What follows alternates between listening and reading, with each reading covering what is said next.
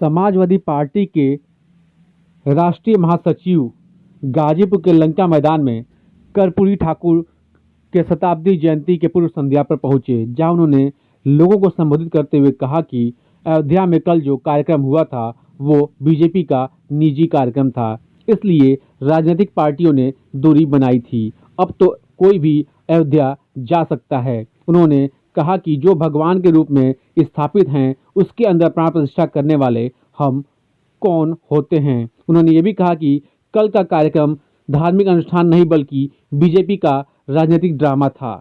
स्वामी प्रसाद मौर्य ने कहा कि कल का कार्यक्रम मोदी जी के लिए था, रामलला के लिए नहीं था।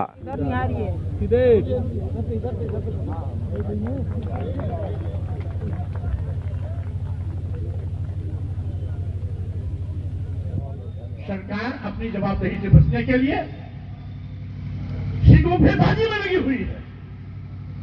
धर्म के नाम पर हमें भगाने की कोशिश कर रही है, जिससे कि हम मूल मुद्दे से भटक जाएं और इनकी मकड़जाल में फंसकर हम कुछ और सोचने लगे, सही मुद्दे को हम भूल जाएं। कभी गांव की जो हमारे छोटे लघु मध्यम व्यापारी हैं, इन पे भी आफत आ रही है। इनका भी शोषण पहले जीएसटी के माध्यम से किया गया, अब जीएसटी से संबंधित सारे मामले को ईडी को सौंपकर ग्रामीण क्षेत्र के व्यापारियों की भी कमर तोड़ने की पूरी तैयारी हो चुकी है। अब माननीय प्रधानमंत्री की नजर में तो केवल एक दो व्यापारी काफी हैं, अदानी और अंबानी। और व्यापारी क्या करेंगे? अब तो शहरों में घर बैठे बच्चे ऑर्डर करते हैं और सेल्समैन आकर के मोटरसाइकिल पर सामान उनके घर पहुंचा जाता है। तो क्या रोज कमाने वाला व्यापारी सेल्समैन रख पाएगा क्या? एक करोड़ों अरबों की का सौदा करने वाले लोग, धंधा करने वाले लोग 100, 25, 50, 200 सेल्समैन रख लेते हैं। लेकिन जो रोजमर्रा का व्यापारी है, तहसील का व्यापारी है, ब्लॉक का व्यापारी है, या मुख्यालय का व्यापारी है, छोटे शहरों का व्यापारी है, अब उसके यहां ग्राहक आना ही बंद हो जाएगा तो मरेगा नहीं तो क्या करेगा? ये सरकार को चिंता है केवल अदानी और अंबानी। वो छोटे लघु मध्यम व्यापारी जिन लोगों ने भाजपा की सरकार बनने के लिए कभी वोट भी दिया था, नोट भी दिया था, आज उन पर भी आफत टूटने वाली है। उनका भी कारोबार खत्म होने की हालत में जा रहा है। कानपुर, लखनऊ, इलाहाबाद जैसे बड़े शहरों में छोटे व्यापारी अभी से सरकार को कोसना शुरू कर दिए, क्योंकि बड़े शहरों में सेल्समैन के माध्यम से घर बैठे सामान भेजने की प्रथा ज्यादा चल गई। और जब सेल्समैन घर पहुंचाएगा सामान तो छोटे दुकानदारों के यहां ग्राहक अपने आप आना जाना कर देंगे बंद। यही नहीं, आज ये सरकार अपनी विफलताओं को छिपाने के लिए, असफलताओं पर पर्दा डालने के लिए, साथियों आज धर्म का नाम लेकर देश की जनता को गुमराह करना चाहती है। ये पहली विफलतम सरकार है जिसने देश को बेचने का पाप किया, देश बेचना शुरू कर दिया। आप जानते हैं देश के सभी बंदरगाह बेच दिए गए, सभी एयरपोर्ट बेच दिए गए। देश के सर्वोच्च पद पर आसीन होने के बावजूद भी राष्ट्रपति के रूप में द्रौपदी मुर्मू जी को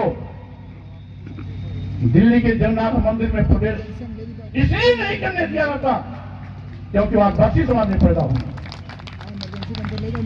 इसके पहले राष्ट्रपति भी जीते। राजस्थान खोसकर के ब्रह्मा मंदिर में उनको इसलिए नहीं जाने दिया क्योंकि दलित समाज के थे। हमें याद है रामनारायण यादव जब मुख्यमंत्री बने तो उनके लिए भी नारा दिया गया, कुर्सी छोड़ो। रामनारायण यादव के भी लिए नारा दिया, कुर्सी छोड़ो आजमगढ़ जाओ भैंस चढ़ाओ। ठाकुर ने भी कहा गया कुर्सी छोड़ो उस्तूरा पकड़ो बाल बनाओ। आखिर क्या ऐसा? अखिलेश यादव जी मुख्यमंत्री थे 2017 में, यही भाजपा के लोगों ने ताज कालिदास मुख्यमंत्री आवास को पहले गोमूत्र से धुलवाया, उसके बाद गंगा जल से धुलवाया। क्या कारण है?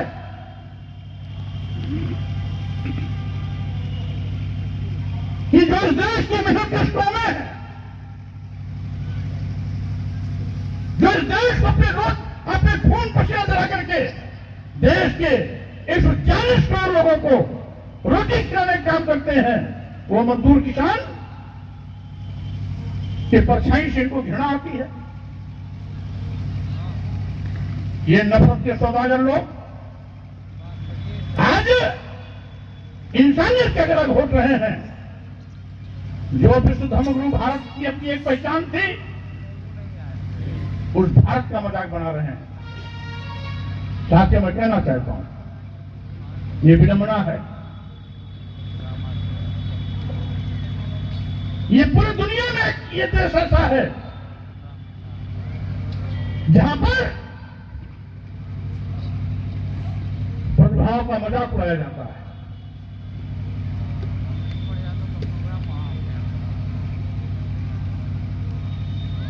अभी कल एक टीवी डिबेट में मैंने देखा सुना, एक कोई संत जी थे, कह रहे थे कि पूरी दुनिया में भारत एक ऐसा देश है जहां पत्थरों में प्राण प्रतिष्ठा किया जाता है। हमारे समाजवादी पार्टी के प्रवक्ता भी बैठे थे डिबेट में, भाटी जी।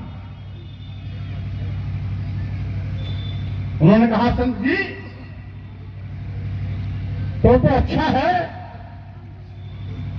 अपने परिवार में मरने वाले लोगों की जो लाशें होती हैं उसमें भी प्राण प्रतिष्ठा कर दो, हमेशा जिंदा रहा करेंगे, कभी मरने ही नहीं, अमर हो जाएंगे। तो अगर प्राण प्रतिष्ठा करने से पत्थर सजीव हो जाता है, प्राण प्रतिष्ठा करने से तो मुर्दा क्यों नहीं चल सकता है? ये सोच है। यहां पर पाखंड है, ढोंग है, आडंबर है। और वैसे भी जो खुद भगवान है, जो सबका कल्याण करता है, हम इंसान की क्या हैसियत कि उसको हम प्राण प्रतिष्ठा करें? इसका मतलब है हम भगवान के अस्तित्व को भी नकार रहे हैं। प्राण प्रतिष्ठा करने वाले लोग अपने को भगवान से बड़ा साबित करने में लगे हुए हैं कि प्राण प्रतिष्ठा करने वाला वो भगवान से बड़ा है, क्योंकि भगवान के अंदर जीवन वो दे रहा है। अरे भाई, भगवान राम को हजारों साल से पूजे जा रहे हैं, उस अयोध्या में हजारों साल से पूजे जा रहे हैं, करोड़ों लोग उनके समर्थक हैं, अनुयायी हैं, भक्त हैं, उनको आराध्य मानते हैं। तो जिसकी पूजा करोड़ों हजारों साल से हो रही हो, उसके अंदर नया प्राण प्रतिष्ठा करने का औचित्य क्या है? इसलिए साथियों, आज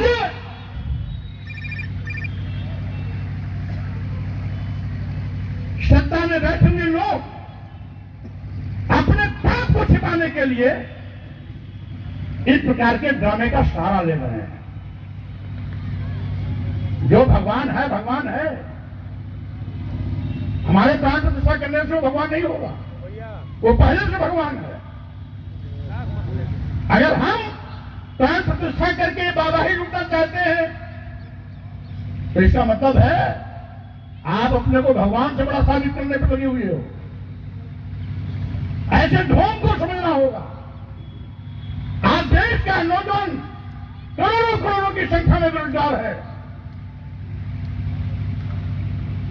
बेरोजगारी पर चर्चा न हो, इसलिए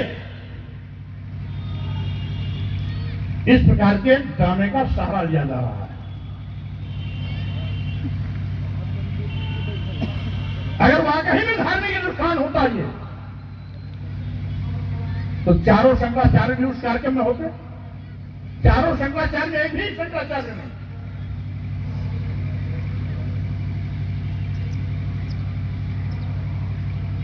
और देश की राष्ट्रपति भी आमंत्रित होने के बाद भी यहां नहीं आई, इसलिए कि दिल्ली के जगन्नाथ मंदिर में वो अपमान के कड़वे घूट अभी भूल नहीं पाई।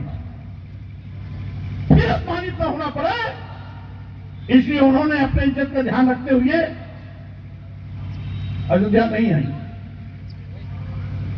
आज अयोध्या जाएंगे रामलला का दर्शन करने आप? देखिए, अब तो कभी कोई भी जा सकता है, क्योंकि कल जो भी कार्यक्रम हुआ वो भारतीय जनता पार्टी का निजी कार्यक्रम था। इसीलिए सभी राजनीतिक पार्टी के नेताओं ने उससे दूरी बनाई थी। अब तो आम जनता भी जा सकती है और अन्य सभी लोग जा सकते हैं, तो कोई रोक टोक भी नहीं। स्वामी जी अभी आपने कहा एक कि पत्थर में लोग प्राण प्रतिष्ठा कर देते हैं, ये क्या था? जो भगवान के रूप में स्थापित है और भगवान सबका भला करता है, सबका कल्याण करता है, उसके अंदर हम प्राण प्रतिष्ठा करने वाले कौन है? कल के कार्यक्रम को किस तरह से देखते हैं? वो भारतीय जनता पार्टी का केवल राजनीतिक ड्रामा था, इसके सिवाय कुछ नहीं था। अगर वो धार्मिक अनुष्ठान होता तो चारों शंकराचार्य में कोई न कोई शंकराचार्य वहां होता। भारतीय जनता पार्टी, विश्व हिंदू परिषद, आरएसएस के अलावा अन्य राजनीतिक पार्टी के लोग भी होते।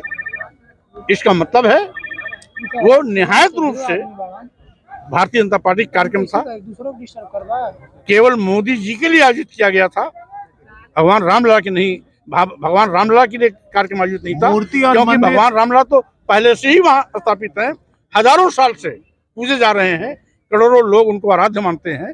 तो जो करोड़ों लोग पहले से उनको आराध्य मानते हैं, तो उनके अंदर प्राण प्रतिष्ठा करने का औचित्य क्या? मूर्ति और मंदिर कैसी लगी स्वामी जी आपको? देखिए, अभी तो आधी अधूरी मूर्ति, अभी तो आधी अधूरी मंदिर ही है। और शंकराचार्यों का विरोध भी इसी बिना पर था कि आधे अधूरे मंदिर में प्राण प्रतिष्ठा करने का कोई औचित्य नहीं है, ये अमंगलकारी है। एक राजनीतिक सवाल, इंडिया गठबंधन में मायावती जी ने मना कर दिया आने से, और आपके नेता को उन्होंने एक वाक्य बोला, तो उस पे आपका क्या कहना है? आप पुराने बसपा से। देखिए, समाजवादी पार्टी के नेता अखिलेश यादव जी ने पहले भी बहन मायावती जी का सम्मान किया, आज भी उनका सम्मान कर रहे हैं, आगे भी सम्मान करते रहेंगे। मायावती जी क्या बोलती हैं वो जाने, लेकिन समाजवादी पार्टी के नेताओं ने हमेशा बहन मायावती का सम्मान किया है। जैसा आप मंच से कह रहे थे कि देश को बेचने वाले लोगों को रोकने के लिए सबको एक होना चाहिए, तो ऐसे में बसपा को भी कुछ कहना चाहिए? स्वाभाविक रूप से हम क्या, हमारे राष्ट्रीय जो गठबंधन बन रहा है, इंडिया गठबंधन के सारे नेताओं ने उनके पास प्रस्ताव रखा भी है, आमंत्रित भी किया है। इंडिया गठबंधन के दरवाजे सबके लिए खुले भी हैं। क्यों नहीं आ रही? मायावती जी आएंगी तो स्वागत है। क्यों नहीं आ रही, क्या लगता है? अब इसका जवाब तो बहन मायावती दे सकती है।